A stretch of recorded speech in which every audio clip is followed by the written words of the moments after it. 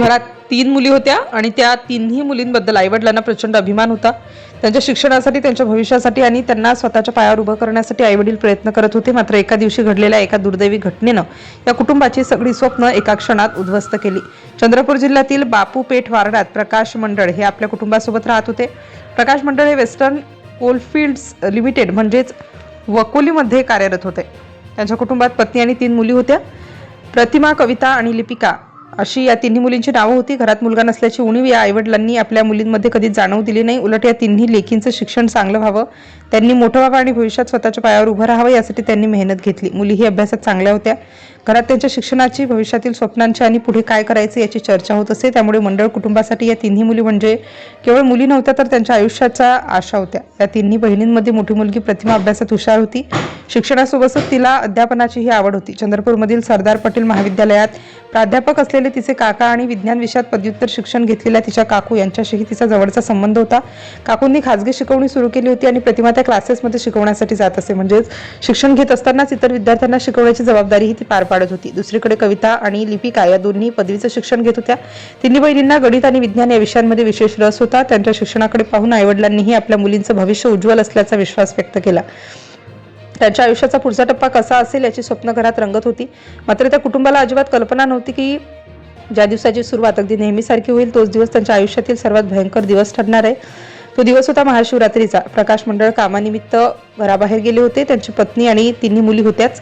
महाशिवरात्रीच्या निमित्ताने कुटुंबातील काही सदस्यांनी एकत्र बाहेर जाण्याचं ठरवलं. धार्मिक स्थळाला भेट देण्याचा आणि त्यानंतर काही वेळ एकत्र घालवण्याचा हा निर्णय अगदी साधा होता. कुणालाही त्यात काही असामान्य वाटण्याचं कारण नव्हतं. आई आणि तिन्ही बहिणी काकांच्या कुटुंबासोबत प्रसिद्ध मार्कंडा देव मंदिरात दर्शनासाठी जाण्याच्या तयारीत होत्या. घरातून बाहेर पडताना पुढे काय होणार आहे याची कल्पना त्या कुणालाच नव्हती. मार्कंडा देव मंदिराकडे जाण्याचा प्रवास सुरू झाला. कुटुंबातील सदस्य एकत्र होती. वातावरणात धार्मिक उत्साह होता. महाशिवरात्री असल्यामुळे दर्शनासाठी जाण्याचा आनंदही होता. प्रवासादरम्यान कुणाच्याही मनात येणार नाही की अशी एक घटना पुढे घडणार होती. चंद्रपूर गडचिरोली राष्ट्रीय महामार्गाच्या परिसरातून जात असताना सावली तालुक्यातील वैनगंगा नदीच्या पुलाजवळ हे कुटुंब पोहोचले. नदीचं पाणी आणि आजूबाजूचं वातावरण पाहून तिन्ही बहिणी नदीच्या पाण्यात अंघोळीसाठी उतरल्या. त्या क्षणी ही परिस्थिती सामान्यच वाटत होती. नदीत उतरण्याचा निर्णय काही मिनिटातच घेतला गेला आणि पुढे जे घडलं त्याने संपूर्ण कुटुंबाचं आयुष्य कायमचं बदलून गेलं. नदीचं पाणी बाहेरून पाहता किती खोल आहे याचा अंदाज अनेकदा सहज येत नाही. काठाजवळचं पाणी कमी वाटत असलं तरी काही अंतरावर अचानक खोली वाढू शकते. वैनगंगा नदीच्या पाण्यात उतरलेल्या या तिन्ही बहिणींनाही त्या ठिकाणच्या पाण्याची खोली किती आहे याचा अंदाज आला नसावा.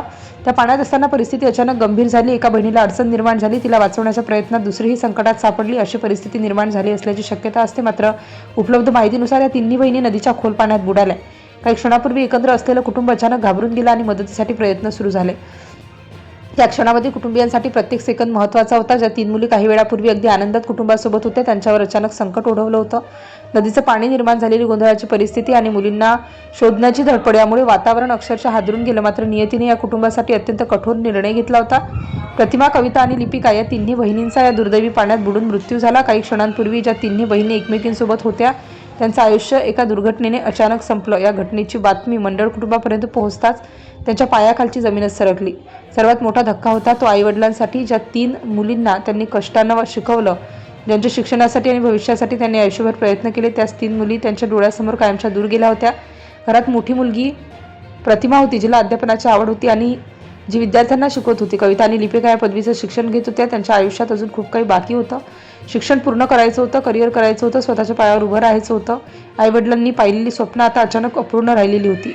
एका घरात 3 मुलींच्या भविष्यासाठी सुरू झालेली धावपळ एका क्षणात दुःखाच्या सावलीत बदलली. या घटनेची माहिती परिसरात पसरताच बापूशेठ वार्डात शोककळा पसरली. ज्यांना मंडळ कुटुंबातील या तिन्ही मुलींची ओळख होती त्यांच्यासाठी ही बातमी स्वीकारणं अत्यंत कठीण होतं. अभ्यासात हुशार, भविष्यासाठी स्वप्न पाहणाऱ्या आणि कुटुंबाचा आधार असलेल्या तिन्ही बहिणी आता या जगात नव्हत्या. घरात ज्या ठिकाणी त्यांच्या शिक्षणाबद्दल चर्चा होत होती, जिथे त्यांच्या भविष्यासाठी योजना आखल्या जात होत्या, तिथे आता दुःखाचं वातावरण होतं. आईवडिलांनी ज्या मुलींना मोठं करण्यासाठी आयुष्य खर्च घातलं त्याच मुलींना अखेरचा निरोप देण्याची वेळ त्यांच्यावर आली. ही कल्पनाच काळीच पिळवटून टाकणारी आहे.